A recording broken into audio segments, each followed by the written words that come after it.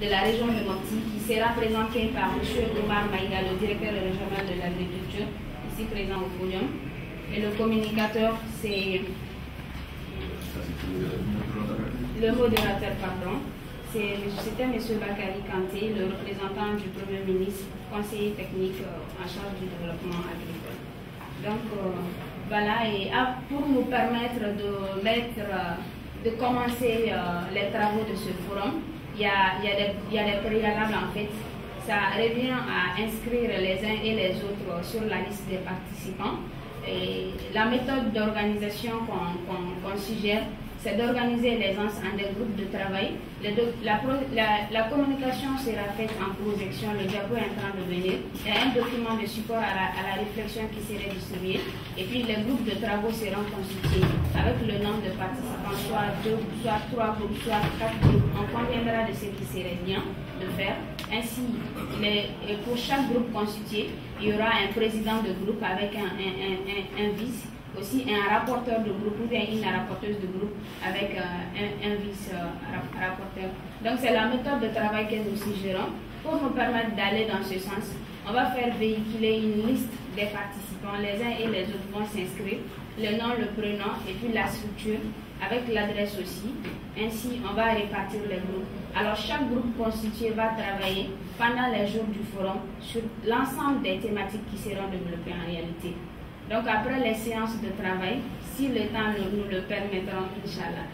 Donc après les séances de travail en groupe, chaque groupe va rapporter ce qu'il a fait, ce qu'il pense, ce qui serait sa contribution par rapport au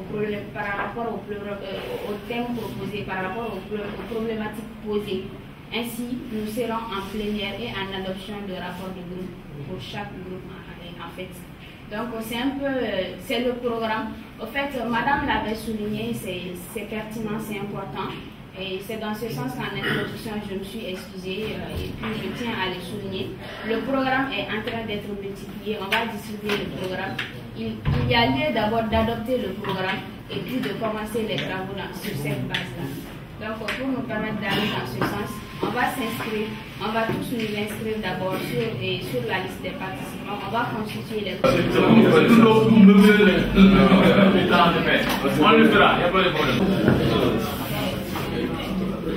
Directeur régional de la pêche à Mopti.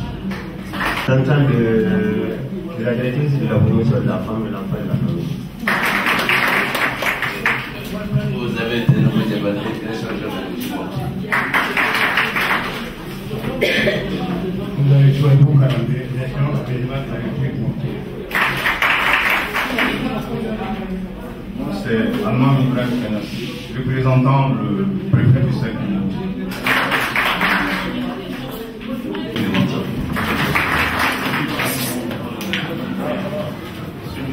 Vous avez Charles Séritiri, représentant le préfet du secteur de Maza. Premier adjoint au maire de la commune urbaine de Bandiagara. Vous avez la représentante à la commune de Silla, je suis pas là, je représente la commune de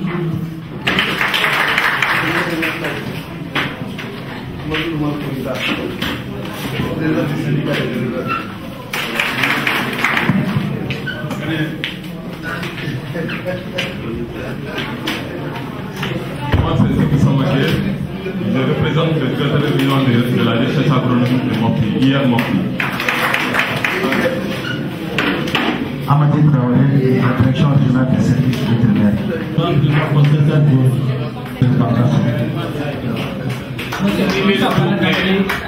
représentant du préfet du Bakas. Je suis Guillemet, deuxième vice-président du conseil de Bourg. Abdullah Mega, troisième adjoint de la commune de Rwanda. Monsieur Berthe Adamon Ferrand, professeur du Sud-Région à l'IFP. Ousmane Boudibou, premier adjoint de l'IFP. J'avais les places là.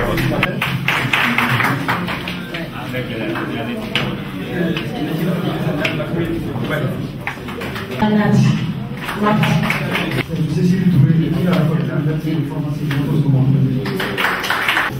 Moi, c'est nous, ça a été déjà au CSP, déjà moi, ça a été. Moi, c'est les moments où c'est étudiant aussi. Moi, c'est Ibrahim Maïga, étudiant à la faculté de sciences économiques et de gestion. Régional du génie rural de Moti.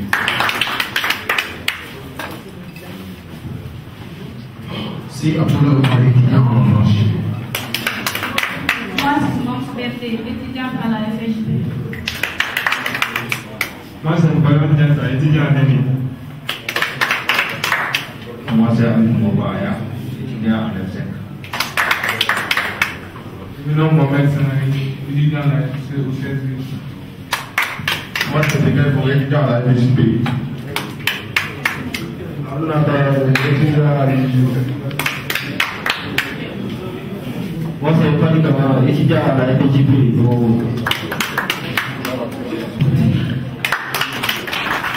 Modibo Sidibé, administrateur civil à la retraite.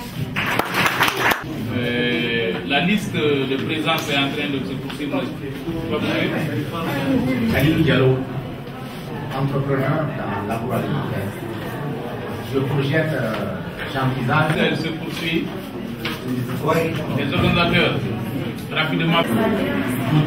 D'être au bout de corriger. Hier soir, j'ai fini par la communication parce que je n'avais pas été bien pris. Donc, le thème sur lequel je vais vous entretenir, c'est les enjeux et perspectives du développement durable des filières porteuses du secteur de l'agriculture dans la région de Mopti. Donc, par rapport à la région de Mopti, vous savez qu'il y a un grand problème. Le problème essentiel de la région, c'est l'enclavement. Parce que dans les domaines des filières, si on arrive à produire, si on n'arrive pas à évoluer, c'est un problème. Donc le premier problème au niveau de la région de Mopti, c'est vraiment le problème d'enclavement. Parce que quand vous voyez les cercles de Louarou, les cercles de Ténembou, c'est des zones agricoles, c'est des zones de pêche et d'élevage. Si on n'arrive pas à désenclaver ces zones-là, on ne peut pas vraiment avoir le cycle de production et le cycle commercialisé. Ça, c'est vraiment le gros problème de la région. Donc, par rapport à la communication, nous avons les enjeux. Nous avons d'abord l'introduction, les enjeux. Dans les enjeux, on parlera des différents acteurs par rapport aux différents filières, les partenaires, les réalisations. En troisième point, les contraintes entravant le développement des filières porteuses au niveau de la région. En quatrième point, les propositions de solutions, les perspectives pour le développement des filières agricoles porteuses au niveau de la région. Et il y a des sous-points, les propositions de solutions, les perspectives, et en dernier point, la conclusion. Par rapport à l'introduction, vous savez, au niveau dans la région de Mopti, nous avons des filières porteuses. Les plus grosses filières, nous avons d'abord les filières de mil sorgho. Ensuite, nous avons la filière riz et la filière échalote oignon dans le cercle de Fadiaga. Le mil et le sorgho sont essentiellement cultivés dans la zone exondée, c'est-à-dire dans le cercle de Mopti, Guéné, Ténembou et Iwaibou. Et au niveau de ce système de riz, nous avons le riz de situation contrôlée qui est fait dans les casiers, le riz de maîtrise totale qui est fait avec la maîtrise totale, c'est-à-dire les motopompes, et le riz de marre. Par rapport à la culture de l'échalote, c'est une spéculation qui est pratiquement cultivée au niveau du cercle de Fadiaga. Vous savez que réellement l'oignon, quand on parle d'oignon, directement on pense au cercle de Fadiaga.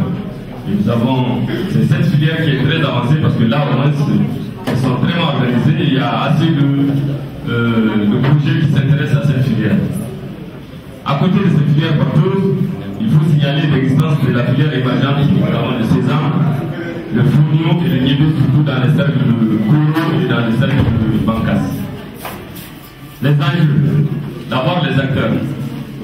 Les acteurs intervenant dans la filière, il y a les fournisseurs d'examen, il y a les transformateurs, il y a les consommateurs et il y a les commerçants. Ça, c'est un moyen de la filière.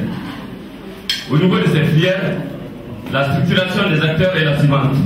Au niveau du riz, la filière riz, nous avons des OP qui existent au niveau des villages et au niveau des communes. Nous avons une union et nous avons une organisation fêtière.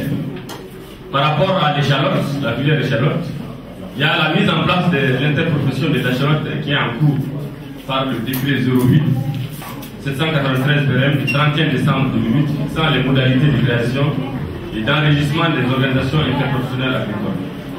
Mais c'est au niveau de la filière lutte sorgho que nous n'avons pas, il n'y a pas d'organisation de producteurs. Nous avons vraiment une faiblesse au niveau de ce moyen. Les partenaires. Par rapport au riz, tout riz confondu, nous avons une superficie totale réalisée de 254 464 hectares pour une production de 669 000